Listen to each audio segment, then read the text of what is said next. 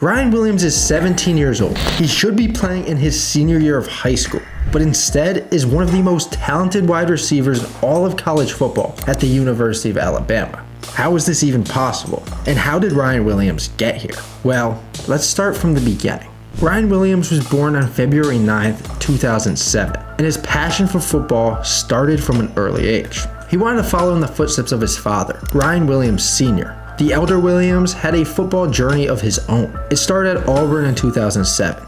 Then 2 years later, he would transfer to Copa Lincoln Community College in Mississippi. That was for a season. Then he would secure a starting position as a defensive back at Louisiana Tech. He had some injuries, and that ultimately derailed any NFL aspirations. However, his love for the game found a new outlet in nurturing his son's budding talent. The younger Williams, however, didn't start as we know him as a wide receiver. He was a quarterback during his younger years, where he quickly earned the nickname Hollywood, which has stuck today. Around 6 or 7, he was scoring touchdowns and putting on a show, so his parents started calling him Hollywood.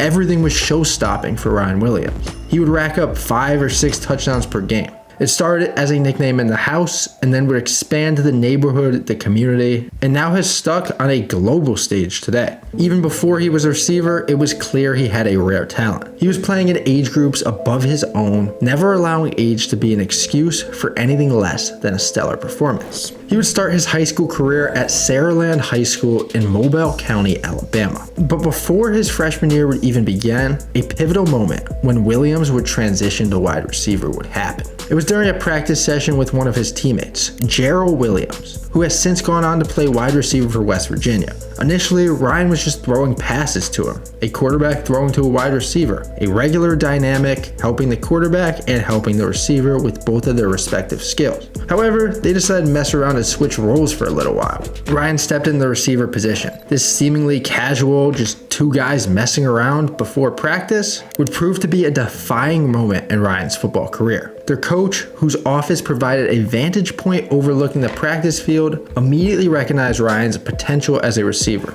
At the time, Ryan wasn't going to play at quarterback either, but they were in need of a wide receiver. So despite only being a 14-year-old, Williams was given a role on the varsity team. His performance his freshman year was described modestly by his coach as good, but it was impressive enough to get the attention of college recruiters. Alabama offered him before he would start his sophomore year, and they were the 10th school to do so. He wasn't a complete receiver at the time by any means, but they recognized the potential in his speed and thought he would develop into an elite high school prospect. And it didn't take long for that to happen. During his sophomore year, everything came together. He claimed the prestigious Mr. Alabama title, an honor bestowed upon the best player in the entire state.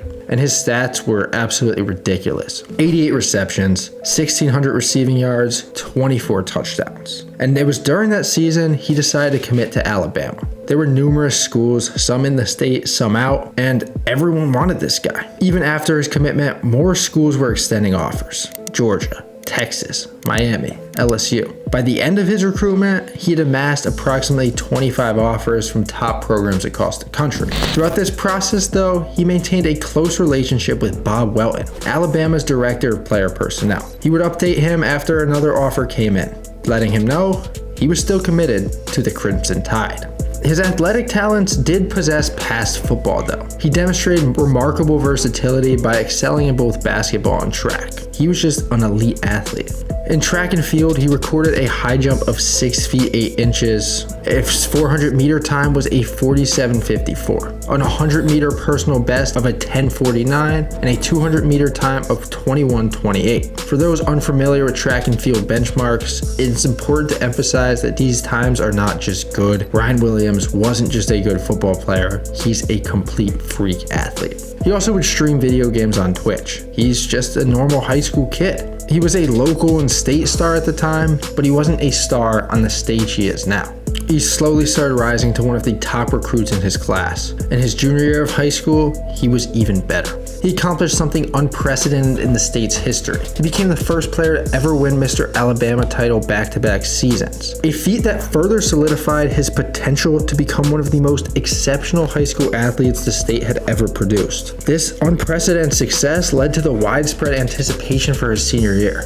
No one's won Mr. Alabama twice. Maybe he could do it 3 times. However, that wouldn't happen. Williams' own ambition had different plans in store. Recognizing his extraordinary talent and his readiness to compete at the next level, he reached out to Alabama. Williams approached Bob Welton about the possibility of graduating a year early, reclassing from the class of 2025 to the class of 2024. This was by no means a small undertaking. Just because he said he wanted to do it didn't mean the school was going to let him. It took careful coordination and planning. Bob Welton worked closely with Saraland coach Jeff Kelly and their principal Brett Harrison to navigate the logistical and academic challenges of accelerating his high school completion. He would still need to complete all the classes, and he would need to do it on a speed run while still trying to train and get ready to play college football. This announcement would be made public shortly after the state championship game his junior year, setting the stage for his early entry into college football. While unconventional, this spoke volumes about the confidence that Williams had, and even Alabama. They are a top football program in the country, and they were willing to take him a year early, thinking he'd be able to contribute in some way. And they had trust in him to complete his high school requirements early, far from an easy task. However, this path to Tuscaloosa did not go without an unexpected twist. The college football world was rocked when Nick Saban, the legendary Alabama coach, unexpectedly announced his retirement. This threw Williams' plans into question, prompting him to reconsider his options. In the immediate aftermath of Saban's announcement, William made the decision to decommit from Alabama. This period of uncertainty saw him taking a visit to other programs. He visited Texas A&M during the weekend that Kalen DeBoer was hired as Alabama's new head coach. At this point, he had other visits scheduled with Texas and Auburn, but Alabama would come first. Williams and his family had an in-depth meeting with the receivers coach. He presented a comprehensive overview of what he could expect if he chose Alabama. He also met with other coaches and Kalen DeBoer. And Williams was impressed with DeBoer. He looked at his track record at Washington and just the receivers in the past year, Roma Dunze, Jalen McMillan, and Jalen Polk, all three that were going to the NFL. He also liked the style of play Washington played under Kalen DeBoer and had a deep appreciation for the success receivers could achieve. Despite the allure from other programs, those other visits wouldn't happen. Williams would make the decision and come back to Alabama. But Alabama did have some help in this decision. His close friend and fellow five-star recruit, cornerback Jalen Mbakwe, played a crucial role in reaffirming Williams' commitment. The bond between the two athletes extended behind their shared status as top recruits.